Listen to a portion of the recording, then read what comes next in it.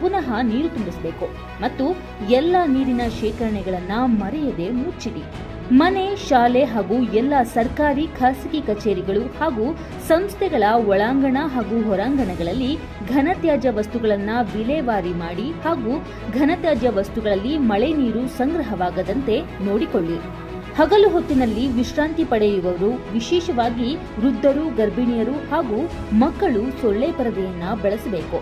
Dengue, chikungunya ರೋಗಿಗಳು ಸಹ ತಪ್ಪದೆ ಸೊಳ್ಳೆ ಪರದೆಯನ್ನ ಉಪಯೋಗಿಸಬೇಕು. ಹಗಲು ಹೊತ್ತಿನಲ್ಲಿ ಸೊಳ್ಳೆಗಳು ಕಚ್ಚಿದಂತೆ ಮೈತುಂಬಾ ಬಟ್ಟೆ ಧರಿಸಬೇಕು.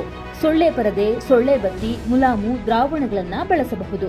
ಈಡಿಸ್ ಲಾರ್ವಾ ಸಮೀಕ್ಷೆಗಾಗಿ ನಿಮ್ಮ ಮನೆಗೆ ಭೇಟಿ ನೀಡುವ ಆರೋಗ್ಯ ಸಿಬ್ಬಂದಿ ಹಾಗೂ ಆಶಾ ಕಾರ್ಯಕರ್ತರಿಗೆ ಸಹಕಾರ ನೀಡಿ. ಅವರ ಸಲಹೆಗಳನ್ನ ಪಾಲಿಸಿ. ಬನ್ನಿ, ಎಲ್ಲರೂ ಒಟ್ಟಾಗಿ ಡೆಂಗಿಯನ್ನ ತಡೆಗಟ್ಟೋಣ.